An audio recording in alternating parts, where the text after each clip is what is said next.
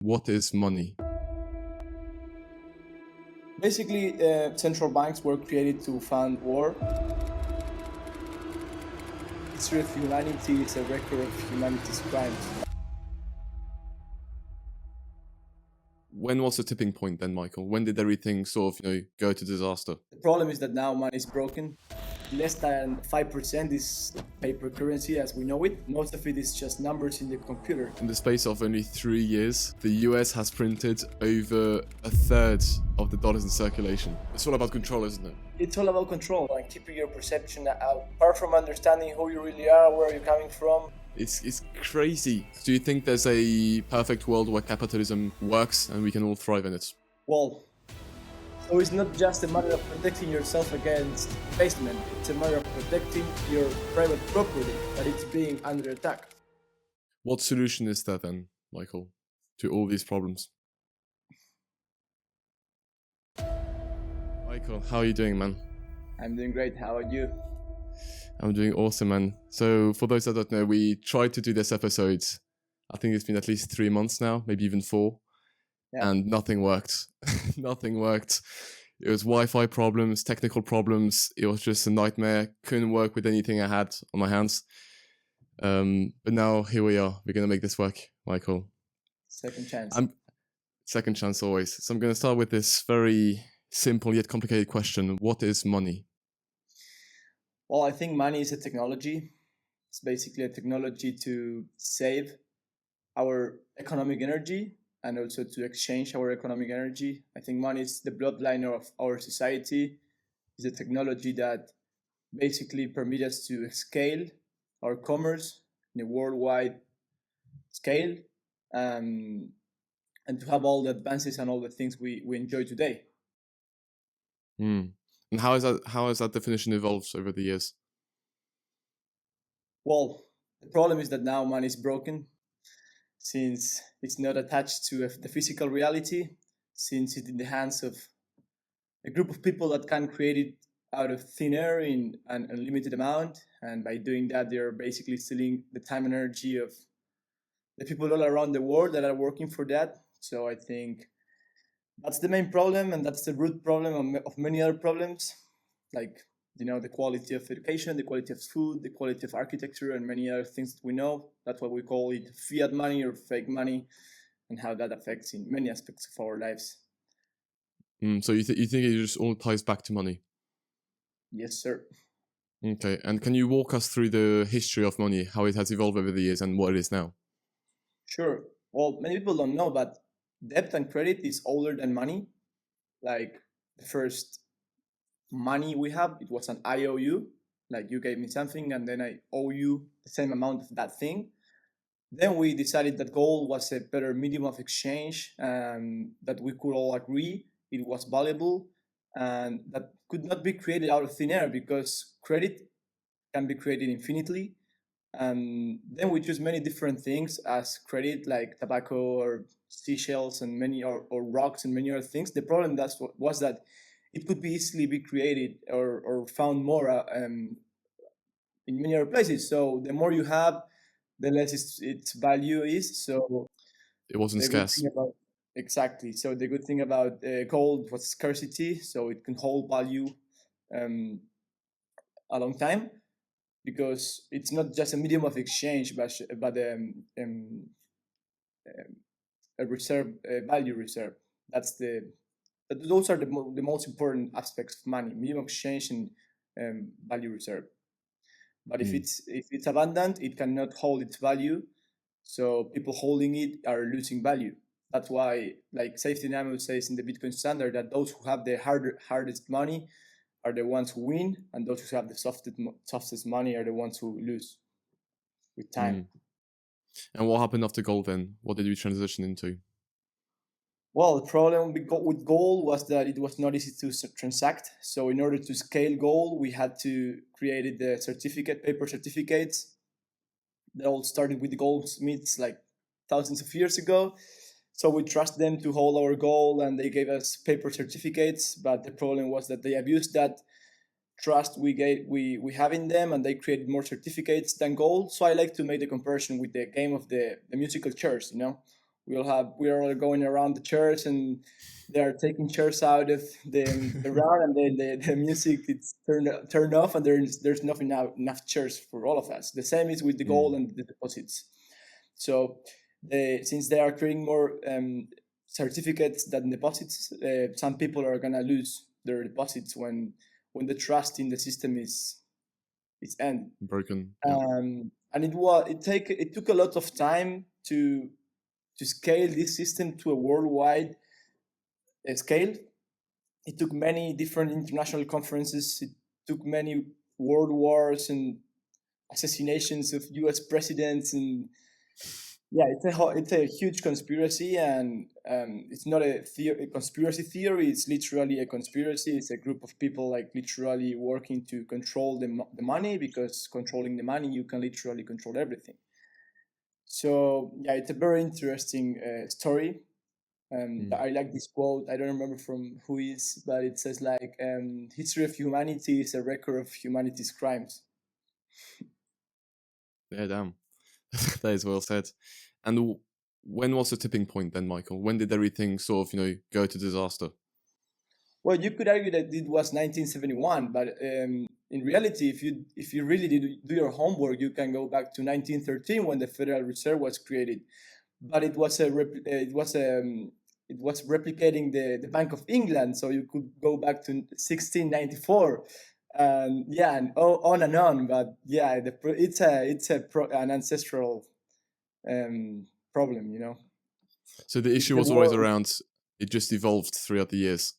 Yeah. Yeah. And but it's could you explain? 1971. Yeah, and could you explain this model then? How it evolved through the years, and what the Federal Reserve actually is, and who created it? Sure. So basically, central banks were created to fund war. War is very expensive, and people are not like just willing to pay taxes to fund war to some external enemy that they don't even know. So in order to fund wars, governments need to borrow money. And those willing to lend that money were banks, private banks.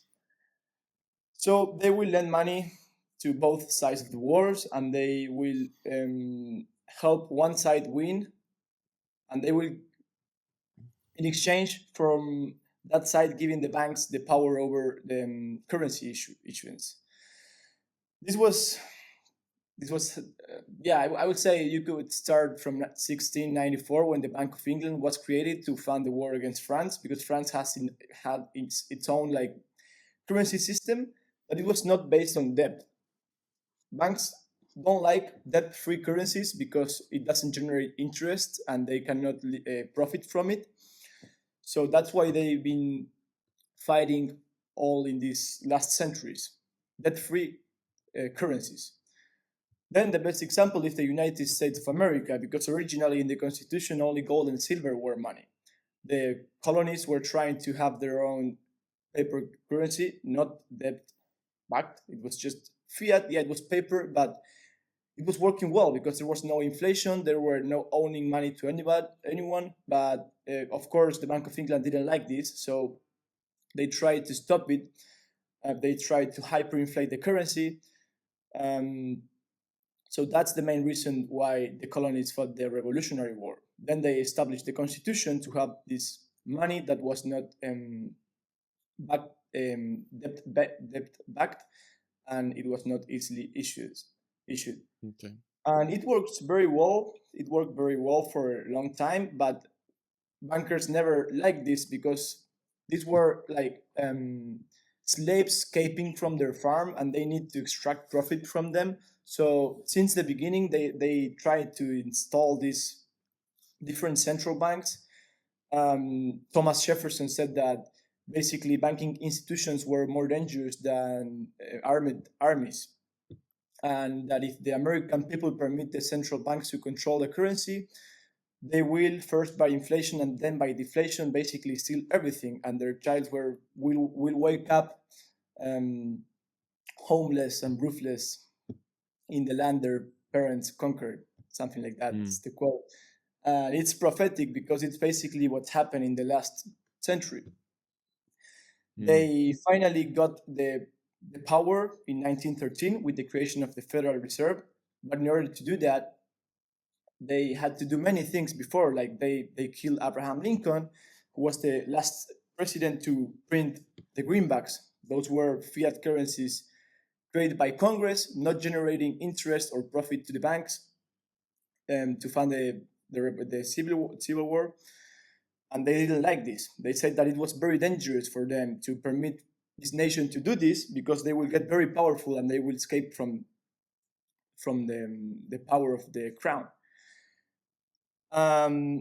So then, with the creation of the Federal Reserve in 1913, it was like literally they did a secret meeting in Sheikh Island.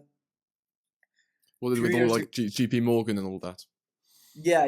J.P. Yeah, Morgan, the J.P. Rothschilds, Morgan. Yeah, all those.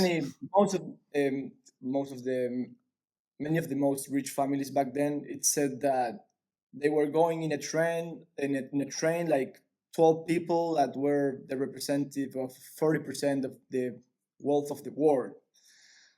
And in order to maintain that wealth, they need this system to make sure that nobody will overthrow them in the future. So they replicated the Bank of England system.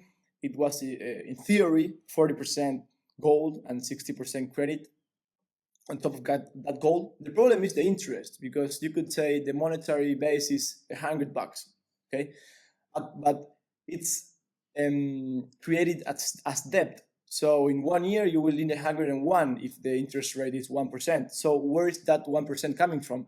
Well, you have to create it, so someone else has to borrow that money. So the debt is always increasing. It's the only way to maintain the system going, and the debt is mathematically impossible to pay. So I found this great book from Alfred Owen Crozier. He was a congressman and a lawyer. He published it in 1912. It's called U.S. Money versus Corporate Currency. Maybe you saw that image of a big octopus, like controlling the Congress and the banks and everything. Yeah.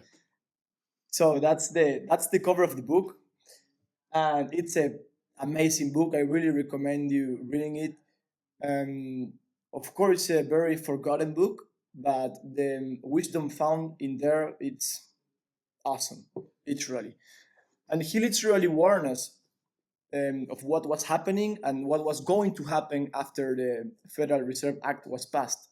But it was And when was originally that book called published? 1912, 1 year Okay. before the Federal Reserve was created. And yeah, he literally warned us of everything what was going to happen. In the time, it was called the Aldrich Plan, because of Senator Aldrich that was trying to pass this law. So in the bank, it's explained how when they have this power of issuing credit unlimited, they can basically expand the credit and pump the markets and contract the credit and dump the market, and with that power control the economy and the industry and everything. And he explained it how literally was mathematically impossible to repay, so that will lead to the bankruptcy of the United States, that will lead to the manipulation of the stock market. And literally, like, he predicted the Great Depression, he predicted the bankruptcy of the US that happened in 1933 after the Great Depression. So yeah, it's mind-blowing to read that book. And how has the Federal Reserve evolved from 1913? Is it still the same it was before?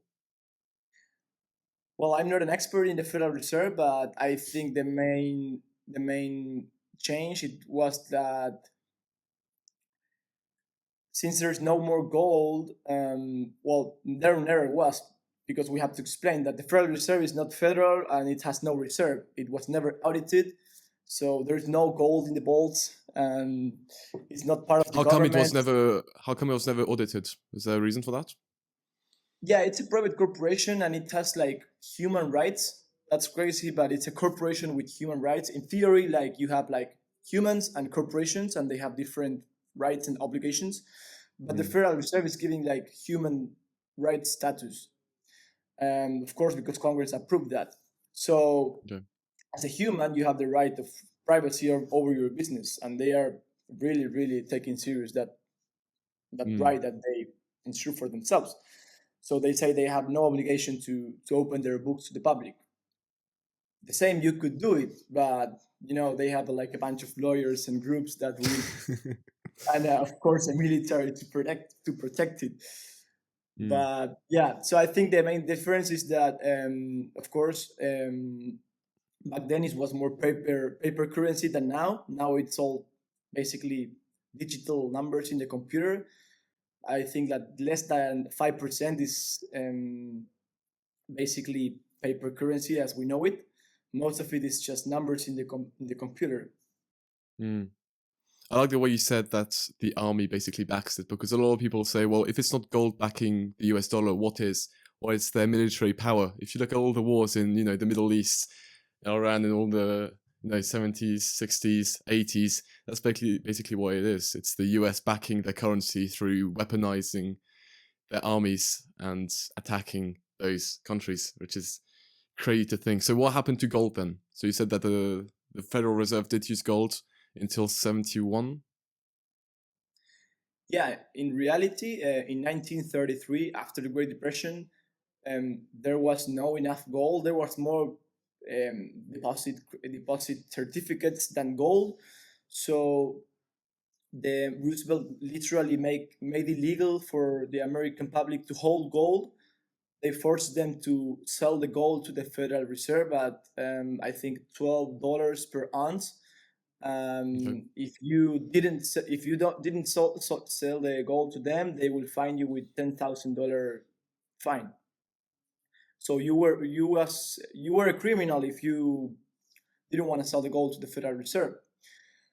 And once most of the people sold their gold to the Federal Reserve, they raised the price to $35 an ounce. So that's the equivalent of saying that they devaluated the dollar 40%. And Oh of wait, course, so they bought the gold for $12 an ounce and then pumped the price to 45, 35, yeah. 35. That's Yeah. that's crazy.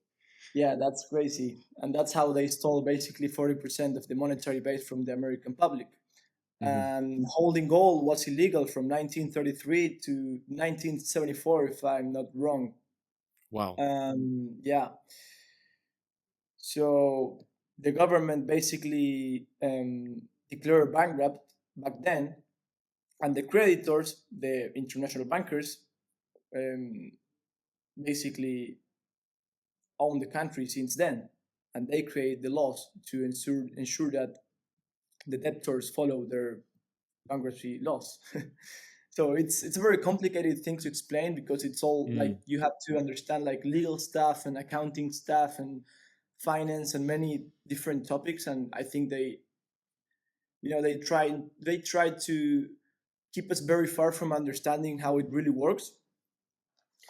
But thanks to many people in the last, I would say, 30 or 40 years, like literally dedicating their lives to study this stuff, it's all there. Like if you want to find it, it's all there, but it takes a lot of time to really understand how it Mm. works. But yeah, you can easily see how it is fraud. It's a fraud, and it's stealing Mm. from all of us because, as I said, the money is the bloodline of society. So this is I call my book the Great Parasite because this is a great parasite, like sucking that energy from us and of course lowering our rate of evolvement and growth. Mm. We'll come back to your book later. When did the gold standard end then? So officially in 1971, because in 1971. theory, dollars were still backed by gold at $35 exchange rate, and in And what does 1944. that mean for those that don't know, that don't understand what gold-backed money is? So, as I said, it was illegal for Americans to hold gold. Mm. But after World War II, the Bretton Woods agreements were approved between the 44 most powerful nations back then. They declared the dollar standard era, where all currencies were going to be backed by dollars, and dollars were going to be backed by gold at the $35 exchange rate. so all the nations could have dollars in their central banks or treasuries, and then exchange those dollars for gold at a $35 rate. But of course, again, they created more certificates than gold. And in 1971, no, sorry, in the 60s, France started like redeeming their certificates for gold, and the treasury, of course, had no enough gold. So Nixon went on TV on August 15, 1971, I think, saying that they will temporarily end the gold standard because of Temporarily. temporary. There's no more permanent policy than a temporary government policy, saying that because of speculators and to protect the United States and blah blah blah. But since then, our money is just worth less. That's crazy. Yeah, and And it lost then, more than 99% since then of the purchasing so power. why is the US dollar backed by now then? Except Well, obviously the military force. yeah, we say the military force, and that's true. I would say that's what protects it or ensures Mm. its use, but it's backed by our time and our energy because we work, we exchange our time and our energy to earn this currency. So I think it's backed by human workforce, because if we believe it has value and we exchange our time and energy for it, that's what's backing it. The trust we have to take the decision to work for it. Mm. And then, how does the current banking system work then? So let's go away from the central bank and go to the banks. Why is banking a problem for us, our citizens? Well, banking is a very big problem because your money in the bank is not money, it's not in the bank, and it's Is not that because yours. of a fractional reserve? Yeah, the fractional reserve system. Could you So, explain what that is? sure. Um, Basically, when you go to the bank, let's say you deposit your paycheck there, it's not your paycheck anymore. It's the bank money, and the bank owes you that amount of money. It's not right to call it money because only gold is money, as JP Morgan said back in 1912. He said, gold is money, everything else is credit. And it's true. Dollars and all paper currencies are credit, they're not money. So that's a big problem, like keeping calling currency or credit money. So we have to make the distinction because it's literally the opposite. Money is like positive energy, and credit is like negative energy or a promise to give you money in the future. Mm. So yeah, banks create credit out of thin air using your deposit as a reserve. They can lend up to 10 times that reserve. So they are creating credit out of thin air. And when they do that, they of course are stealing the purchasing power of all the currency units out there. And they do it with no effort. They are creating these credit units with no effort, while you have to work or pledge your assets to get this credit. And then they can contract the credit supply to make it more difficult to get currency to pay the mortgage. And that's how they keep all the collateral. So it's like they have um, I don't know how to say they can basically manipulate the currency supply, and while doing that, manipulate the economy and keep all the assets for free, creating Mm. credit out of thin air and with no effort. So it's fraud, and you can demonstrate that in the accounting, because they are using your promise to pay as currency, and they are stealing it from you and lending it to you. It's So it's it's it's mind blowing. It's it's mind blowing. nuts. You know what's more mind blowing though is that 99% of the population actually don't know this. Yeah, but it's understandable because they never teach us about this. Exactly. It's not like you go We are to school and they teach us how the government and how the banks basically, steal your money. They wouldn't just go out and scream it on the roofs. But Yep. why do What solution is there then, Michael, to all these problems? Well, the main problem is that we are not equal under the law, because there is one group of citizens called bankers that basically don't have to work, and they can just create currency out of thin air, while there's another group of citizens that is the 99.999% that has to work in order to get this credit. So if you want to be equal under the law, we should have an impartial monetary system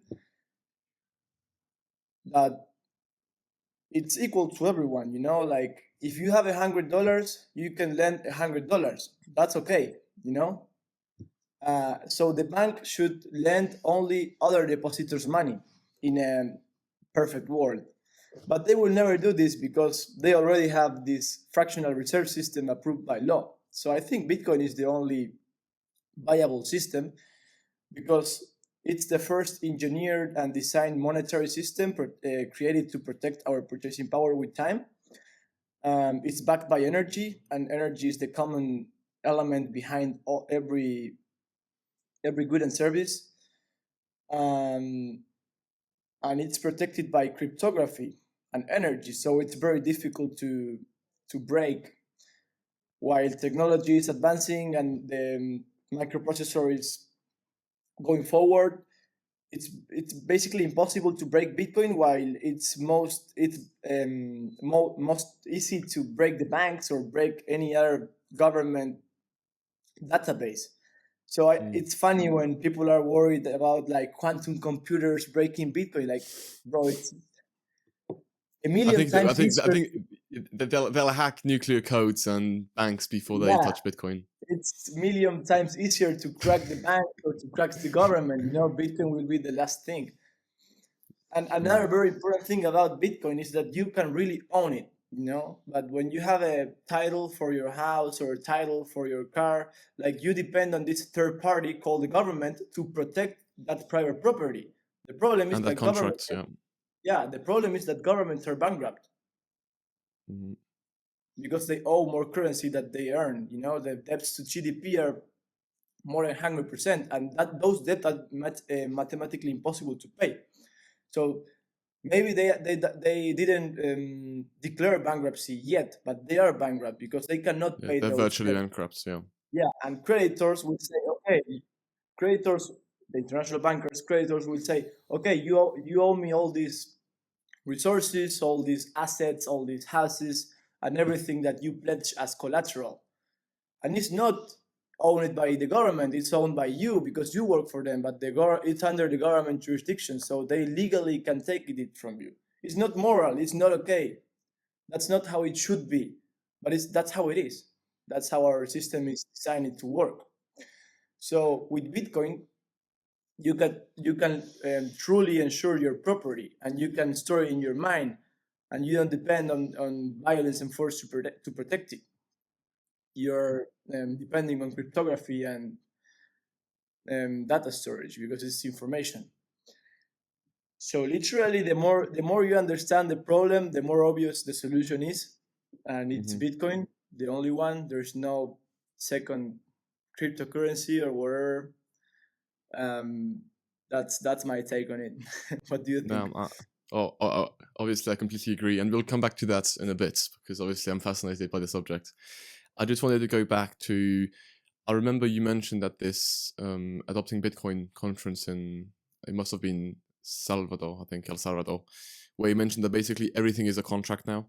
Your passport, your house. Could you dive deeper into that? Yeah, so I'm far from being an expert into this, but I spent the last 4 years studying and doing research about it. So basically, our original republican system, like our constitutional republics, were replaced by de facto governments. Like the jure governments were replaced by de facto governments, and this means that in our constitutional republics we have God as sovereign, and then humans below that, and humans created the government to protect humans. So humans are sovereign over the government.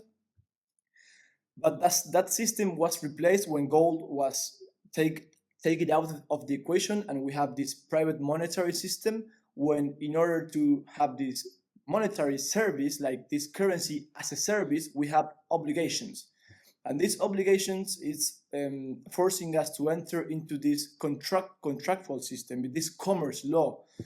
In commerce, contract is the law, and we are signing contracts without knowing it. Like every time we open a bank account, you know that you have to sign a lot of paperwork that you don't even read. But basically, there you're saying that you're pledging yourself with the bank, and when you deposit your currency in the bank, it's not your money. Like it literally explains everything. Of course, it's encoded because this is not law; it's code. There's a difference between law and code. And then we can go to common law and commercial law. It's very easy. Like in common law, the law where, for example, the United States and Argentina and many other constitutional republics were funded, there's only a crime if there's a victim. So if there is no victim, there is no law, there's no crime. That's very easy, right? Because you know that if you're not killing someone or stealing from someone, there's no crime. But how can it be that there are thousands of crimes, like no speed limits or parking tickets or whatever, that are not real crimes? You know, those are contracts. And the thing is that we have to know in which jurisdiction are we at and which contracts are we entering it, because the constitution give us the right to free contract whoever we want. So consent make the law, contract make the law. If there is no contract, there is no obligation. So while using this monetary system, we are entering these contracts voluntary. That this is why Bitcoin is so important, because it's the only alternative we have to have commerce outside of this private jurisdiction of banks and bankrupt government and all this scam. Because if we didn't have Bitcoin, we should go back to gold, but gold, it's impossible to scale at a worldwide level. So this is the most important part. Why is Bitcoin so powerful, and why we need Bitcoin to be a medium of exchange, not just a store of value?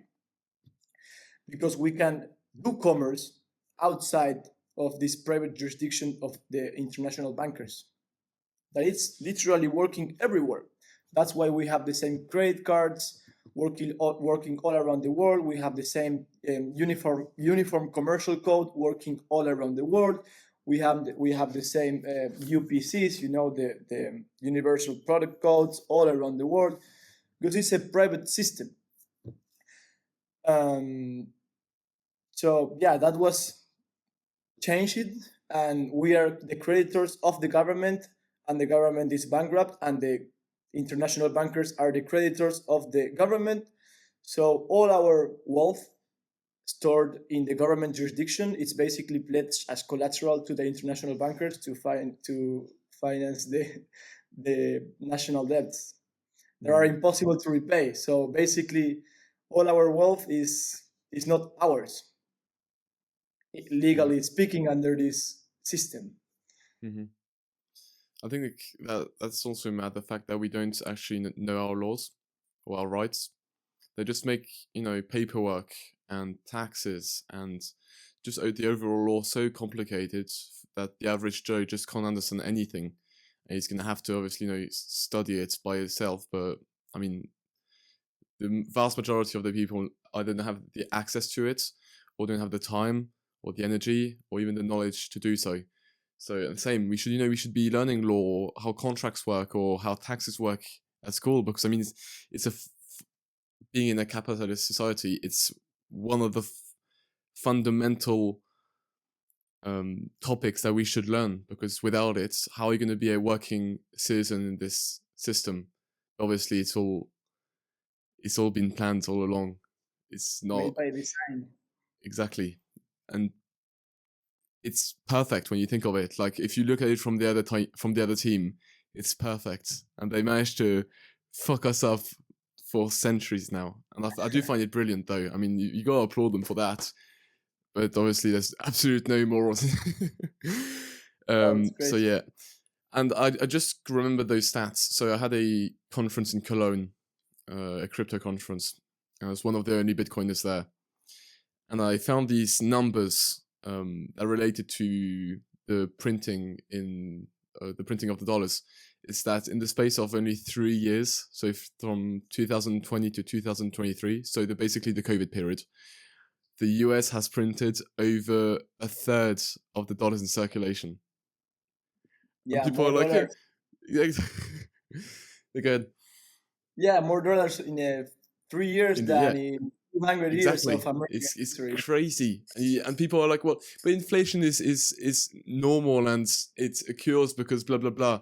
Listen, if you have something that's scarce and then you just suddenly pump in a third of its supply in the space of 3 years, do you really think it's going to keep the same value? Do you really think that your life savings is going to be the same worth? It's like I got this because my brother was a fan of Pokemon. Imagine you got this very like rare Pikachu card, right? If you only have one, it's worth, I don't know, whatever, right? If you have two, it's not worth the same. But imagine you just pump in suddenly like a million of those cards. Do you think they're still worth what they're worth?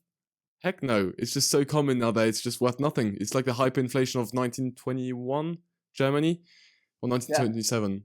21? Yeah. the 20s I mean, coins. Yeah, yeah. There's actual pictures of kids playing with just mountains and mountains of cash, just making castles with it because it was worth nothing. Look at Zimbabwe recently; they had like an inflation of maybe 7 million percent. Their currency is virtually worth nothing, and people have worked all their lives to stack. I don't know what the average household income is in Zimbabwe, but let's say they've got 5,000 francs or whatever they use in their bank accounts. In the space of just 2 years, it's just virtually nothing. And people just expect us, to close our eyes and be like, "Oh, that's how the economy works, guys. It's how it works." Like, wake, just no, wake up. economic. In Lebanon, I was seeing the chart of the Lebanon currency. In the last Mm. 4 years, it lost 99.99% of their value. In 4 years, that's crazy. And Of I its think you value. mentioned something like that about the pesos in Argentina, how it lost 99%, and Yeah, then the the peso dollar in the lost last. 40%. Yeah, yeah, It's like a cascading effect. see, It's it's like, fucking crazy. yeah, it's like you think that 99% is already bad, but then if you take into account that it's also loses 40, the dollar lost 40%, so virtually you just lost 99.99999. Yeah, It lost 100% of its value. no, It's exactly. it's completely nuts. And I think there's another figure where they every 3 weeks, I think, or in average, the US prints what they printed to recover from the Vietnamese War. So it really does put you in perspective of like they really don't care. They're just printing as much as they want, and we're the ones because we're the ones that are gonna have to pay it back, right? They are the ones that print the money, and us as citizens through our taxes, we're the ones that are gonna have to pay that debt back. Yeah, but you know what? Like, I think more and more people are understanding this, even though of the indoctrination in school that yeah, inflation is necessary, although inflation is theft. So if you're saying that theft is necessary to have an honest commerce, is like basically contradiction. But like taking that into another side, like I was talking about money like store of value and a medium of exchange, right? So many people understand that money is not sorry, we call money what we in reality is currency, right? But we'll say currency is not a store of value anymore, at least in 1971. But yeah, it's a medium of exchange. That people know that many people know that they should not save dollars or they worthless fiat currency. Like in Argentina, people understand that they should not save in pesos, and maybe they will buy US dollars of real estates or wherever. But the main problem again, it's let's say that you're not saving dollars. You're saving, I don't know, you're buying real estate, you're buying stocks, and maybe you are doing better than inflation. Maybe you are protecting yourself against inflation or maybe beating inflation. But what happened then? So you can always create more real estate. You can always create more stocks. You can always produce more commodities.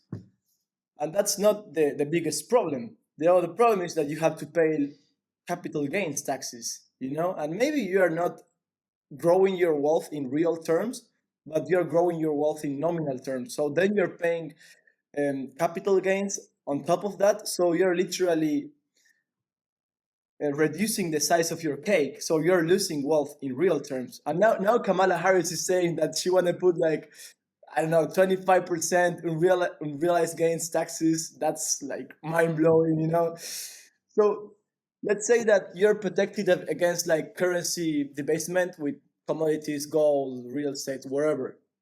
But you're still part of the system, and they can still change the rules on taxes, and technology of course advances so you can produce more and it's worth less, the same as with currency and money, because the same happens with gold. If we found new ways to produce more gold, gold has inflation too. Of course it's not even close to what the inflation of the currency, the dollar of wherever of or other fiat currencies is, but it's still a big problem, you know, because they can confiscate it via taxes and via bankruptcies. But with Bitcoin, they cannot. Mm. So it's Do not you, just a matter of protecting yourself against debasement. It's a matter of protecting your private property that it's being under attack. mm. So do you think that deep down is a issue with the capitalist system, or is it an issue with how we turn the capitalist system into the favor of those bankers? I don't know if that made sense. If is the root cause the system, or is it how people have used the system to their benefit? Do you think, in other words, do you think there's a perfect world where capitalism works and we can all thrive in it? Yeah, if we understand capitalism as free markets, the system is perfect. This is a free market, right? But if you control the most important thing of the market, the capital, and it's not free, you will never have a free market, you know? Like if you literally control the amount of currency and the amount of credit, and you can literally control what industry gets subsidies and loans, and which industries that does not, there is not a free market. So that's why you need an impartial monetary system that no human can control, and then you have a free market. So it's a mixture of both, you know, both problems. But I Mm, think capitalism is a great system. Of course, it's much better than any other system, and it has created more wealth than any other system, and it took more people out of poverty than any other system. But it was co-opted, and it's not a free market anymore. So we need to make free markets free again, you know. mm, And in order to do that, we need a free monetary system that is not controlled by humans, because humans are corruptible. mm. So I want to go back to your book. So you wrote this book, The Great Parasites. Congrats on that again. Can you Thank you. tell us a bit about what went into writing a book? Because I mean, you're only, what, 21, right? 22? 24. 24 now, sorry, my bad. So No, it's okay. which is still pretty young for a book. And you wrote it how long ago? 2 years ago. 2 years ago. Yeah, okay, so that's why I was mixed up. You wrote it when you were 22. So yeah, what went through that? Why did you decide to write a book in the first place? What did it talk about? And yeah. Sure. So I started learning about like I was always interested in understand like the monetary system, finance, and all these topics, because in Argentina, as you know, and many other people know, there is a high inflation, and we have capital controls, so we have different exchange rates for buying US dollars. And I always wanted to understand why prices were always going up and never going down. So that led me to study and to read books. And I got interested into finance, into the stock market, and then I discovered Bitcoin, and I got obsessed about it, and I was trying to learn as much as possible because it made a lot of sense to me since the beginning. Then the pandemic hit, and of course I got a lot of time to do more research. And yeah, I was like realizing about all this stuff, you know, and it was like, oh my god, like people should know about this. Like if we don't fix this problem, things are gonna get worse and worse. And one important detail that was that I was learning from books written in English. You know, there was not much content in Spanish. For Mm, example, here I have the Safe and Amos book in Spanish. This was translated in 2023, I think. mm. Now we have many books translated into Spanish. But yeah, one of my main motivation in order to write the book was to help my friends and family understand what was really going on. What, because in Argentina people love the US dollar, you know, they hate the peso but they love the dollar. So I wanted to explain to them that the dollar, it was a shitcoin as the peso, you know, and that Bitcoin is to the dollar what the dollar is to the peso, because the dollar is They must have simply thought that too. you're crazy. Yeah. Yeah, because I don't know why people here have this perception, or at least they had in the past, that there is in the US there is no corruption. In the US everything is perfect. They Maybe still because believe in the Hollywood, American dream. yeah, Hollywood sold them that perception, you know. So yeah, I was very focused on like trying to share all this knowledge, and I was really shocked to, of course, discover that the original idea of the foundation of the United States was very different of what it is today. And I really resonate with the original founding fathers idea of the constitution, a honest monetary system, human rights. So I tried to put all that in my book, explaining the history of money, the history of the US, how the Federal Reserve was created to basically kill the original American idea, um, explain what Bitcoin is, how it works, um, what's the plan of the international bankers to the future to create this digital system, to get more control and to overthrow the human rights that we should protect, like private property, free speech. We see all this censorship happening in the last few years, and now more than ever. So it's more important than ever that we wake up to this fact, so we can fight, you know, because it's a war. I say it's the war of all times, like slavery versus freedom. I think slavery was never abolished, it's just changed it how it works. um yeah, that's why I think education is the pillar of free societies. We first need to be educated on how this system work in order to protect our freedoms and rights. Well, it is the first step. You've got to understand what the problem is before even being able to tackle it, because that applies to everything. If you can't identify the problem, or once it's identified, if you cannot understand it, there's no way in hell you're gonna even remotely try and solve it. So, and honestly, I fuck with a lot of what you said, and I respect you a lot for that. We gotta wake these people up, and um, fast, because it's a matter of time. Honestly, you know, we got now the arrivals of, you know, the BRICS currency, the digital euro. Um, I think even the US, isn't the US thinking of doing some sort of digital dollar or a crypto version of it? I don't know. Yeah, the Federal Reserve is saying that they are not, but of course they are. Yeah, they have the Yeah, Fed now obviously system. behind closed doors. Of course, they're working on it. So you mentioned a lot about the parasite. So what's the extent of the parasite? Because I guess it encapsulates the banks and the central bank, Federal Reserve. But we've tackled a lot of that. So what's the extent of the tentacles of the Great Parasite? Well, yeah, it's everywhere, you know, like because this thing we understand as industry, it's literally an industrial complex where the same people that own the McDonald's or own the pharmaceutical industry, so they have an interest um, in ruining your health and then selling you healthcare, and they have an interest of in literally every industry, in every aspect of commerce. They have their influence, and most of the time is to suck your energy and not let you be free, literally, because It's all about control, isn't it? it's all about control. Yeah, it's all about control and keeping your perception out, far from understanding who you really are, where you're coming from, and how to be free. And they just want you to be obedient and submissive, and basically retarded, because you can see it in entertainment and music. Like everything is trying to influence you to the bad side, and you can easily see that. And with education, with kids, and it's really worrying. Um, but it's nothing new. It's nothing new. The only thing new is the extent or the frequency we have reached.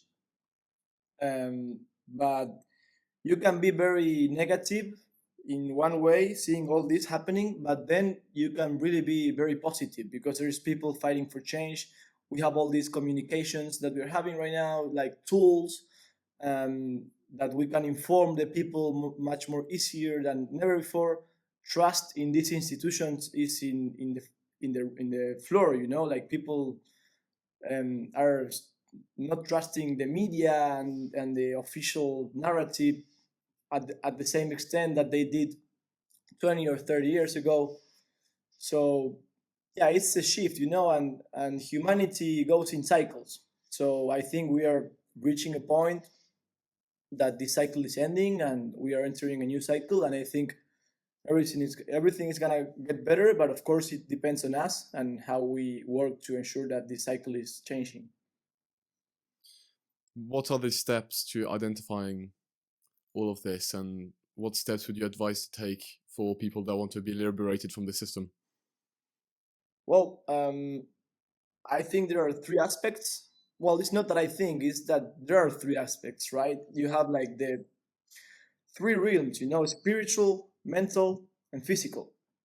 And this applies to your body and to the economy and to everything, basically. So, first, you have to free your mind from all these wrong mental models to really see the truth.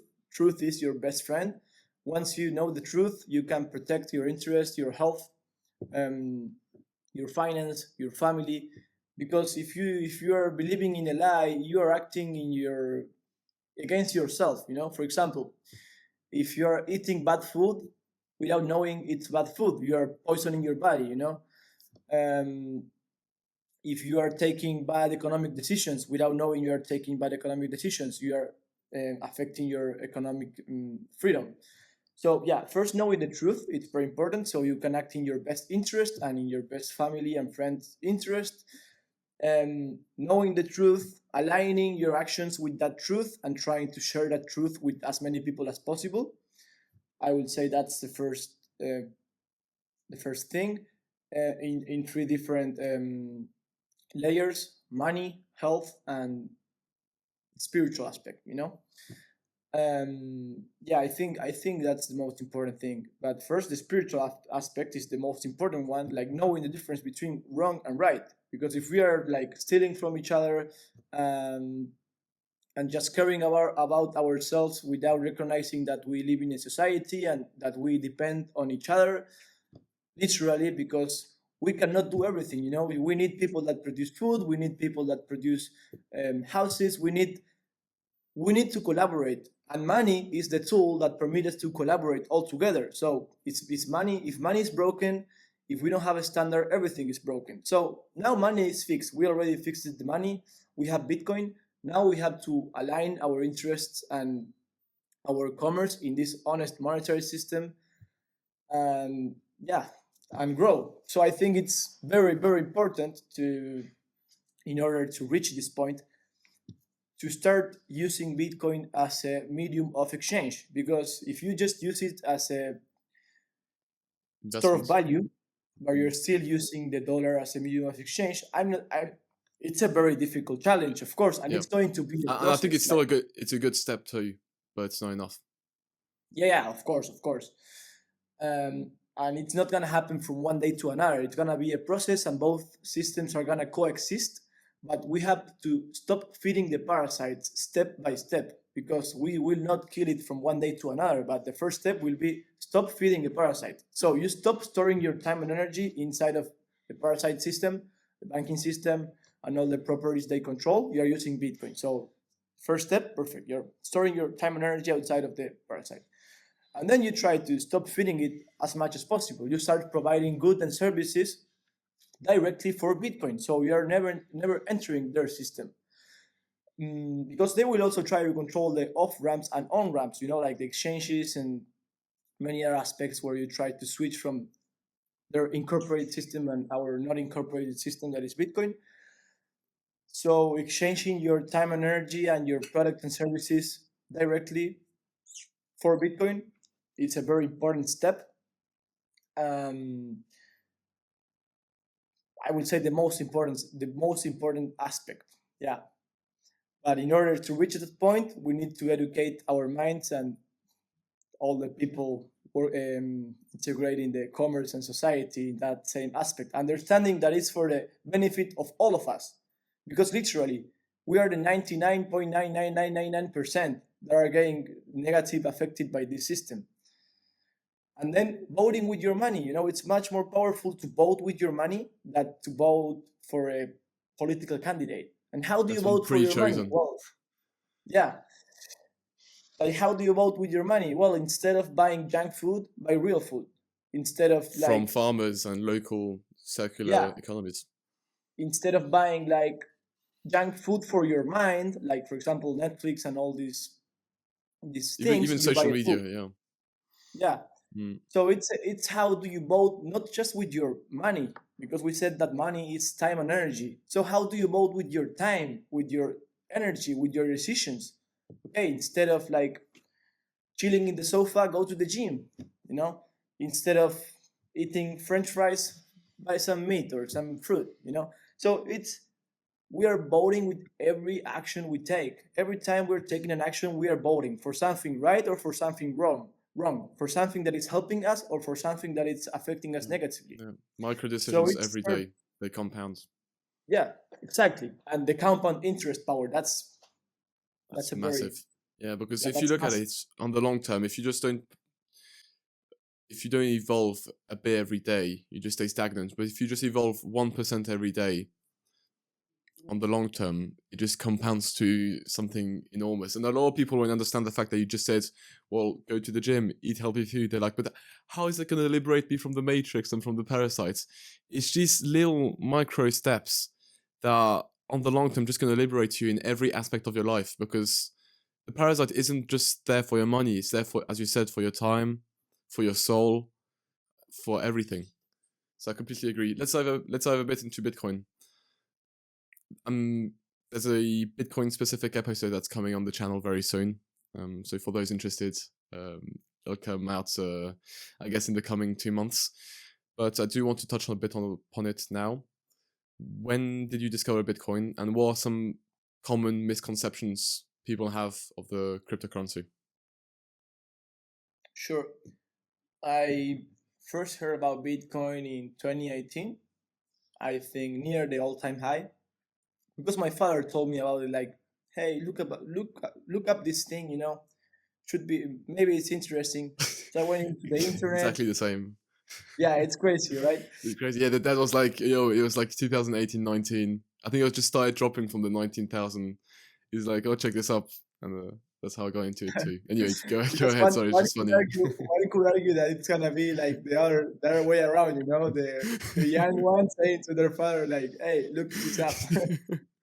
But yeah, it was the other way around. So yeah, it's crazy, isn't it? It is. Yeah.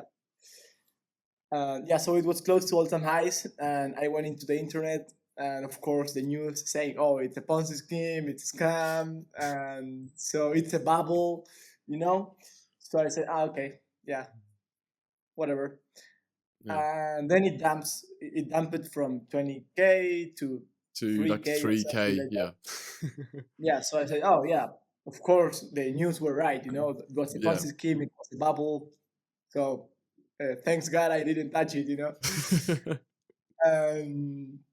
But then in 2019, 2019 it started going up again, and I said, okay, this is not dead. There's something here. Why it's going up? If it was a scam, if it was dead, if it was a bubble, it should not be going up again, because a bubble is pump and dump. It's not supposed to recover, right?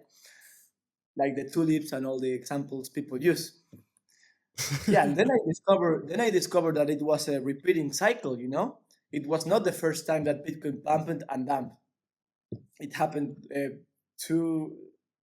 two times before that, Yeah, so that the will be the third. halving cycles. Yeah, so that will be the third time. And so I decided that I wanted to learn what this was. So I went into the internet and I said, okay, what's the best book to learn about Bitcoin? And I found Andreas Antonopoulos, The Internet of Money. I bought the book, and the seller of the book told me, hey, you know, the next Tuesday there's a talk about Bitcoin in Bitcoin Space, that it's an NGO here in Buenos Aires. So if you're interested, you can come. And I said, okay, yeah, let's go. I want to learn, so I will go. And I went there, and I went with my sister, and there was one other guy. So we were three people listening to this guy talking about the history of money and like explaining all these things to me. And I was like, wow, how does anybody never told me about all these things? I'm learning so much in like 30 minutes talk. And yeah, that got me more interested. Um, so I get obsessed about it. I bought all the books I could about it, and I started learning and learning and learning. And yeah, every time I learned more, the more sense it made to me. But of course, I had this misconception that this was the blockchain revolution, the crypto revolution, for a short period of time. Um, then I realized that no, there is not a blockchain revolution. There is no a crypto revolution. There is a Bitcoin revolution.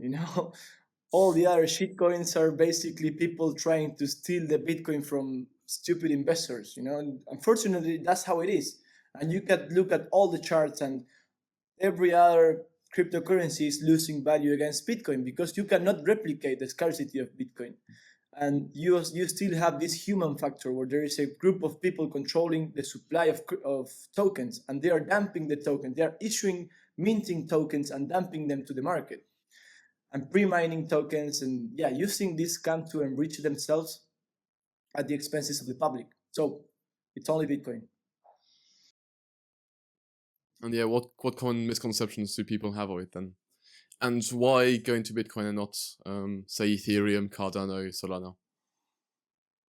Well, I think they fall into the marketing campaign saying that, yeah, Bitcoin is not capable of scaling, Bitcoin is too slow, Bitcoin is an old technology, Bitcoin blah blah blah. But it's not true. Of course, Bitcoin will never scale on chain. That's why we have second layer solutions. And it doesn't make sense to scale in the base layer. You don't need every fucking transaction written in the blockchain. Exactly. It's the settle layer of transactions. Um, then it's not all technology. It's the only network that, and it's not just blockchain. What is blockchain? Blockchain is just a database. Mm-hmm. It's not just blockchain. It's blockchain, proof of work, peer-to-peer network, and private public key cryptography.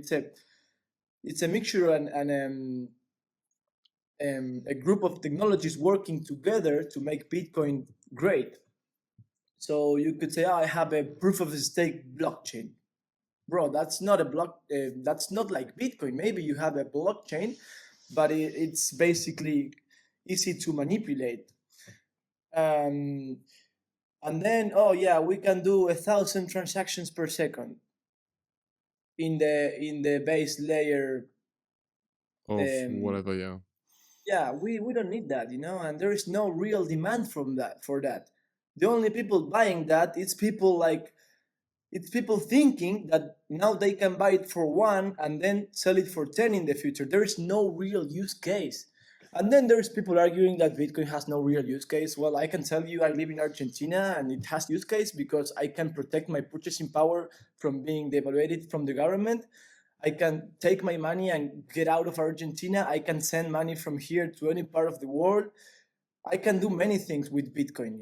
I can buy real stuff. I have buy real stuff in the past with Bitcoin without having a third party, without intermediaries. So you have all these arguments that people that don't know can believe, and they are misled to believe that they should not buy Bitcoin, but to buy all these shit coins. But unfortunately, they are being misled and they are being scammed, because if you measure the value of these cryptocurrencies that are not currencies, are very basically unregistered securities, because are investment instruments, you can see that they are all losing value against Bitcoin.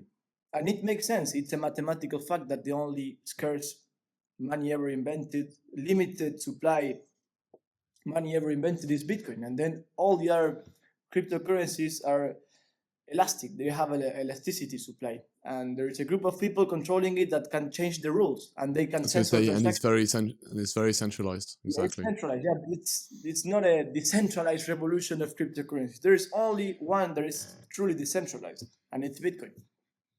And it's protected, and it's pledged to a real thing, that it's the energy necessary to mine the Bitcoin. And you can argue that it's Bitcoin consumes energy. No, Bitcoin is using this energy to It protect converts it.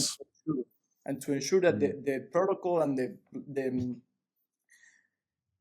layer, it's honest and it's working well. So it's an investment of energy, and it's what gives Bitcoin a real value, apart from the demand and everything. But it's pledged to a real thing in the real world, and it has real demand and real use case in comparison to all of these currencies.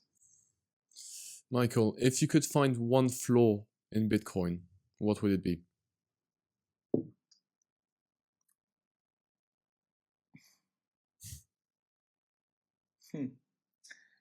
I never, I don't know, like, never think about it. But maybe that it's a little bit difficult To comprehend. for people to use. Okay. So maybe So one of maybe the if they biggest, came up with a friendlier user interface. yeah, I think that's one of the important things we need. Make it as easy as to send an email. Like back in the day when the email was created, it was very difficult to do. Now your grandma can send an email using her iPad. But yeah, now there are also, we can argue that there are many Lightning apps that you can use Bitcoin very easily, like literally setting up an email address to send and receive sats. So that will not be a problem anymore. Yeah, it's clearly something that we could solve in the next 5 to 10 years. Yeah. Maybe the biggest problem will be mining. We need to keep decentralizing mining, because if it gets very centralized in public mining You companies, see the mega farms as an issue, or as a loophole for Bitcoin. not really, but it could potentially be in the future, but not now. Not now. Okay. Then, like, I'm not a technical guy, but I think that we need developers and more people contributing to open source software development and Bitcoin Core. I think it's very important to keep an eye there and to ensure that they are working for the benefit of the network and not trying to damage it. And unfortunately, I don't speak that language. I don't understand the technical aspect. Is that something you want to learn in the future? Not really. That's not my area. No. That makes sense. I mean, you're honest. Yeah.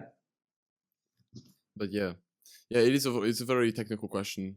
But you did answer it pretty well. It is very complicated, and I think that if we can simplify it without simplifying the base code, if we can make it simpler for people to not only understand but use, it would be a big step forward. Yeah, I completely agree. I think that's a wrap up, man. Is there anything else you would like to add about your book?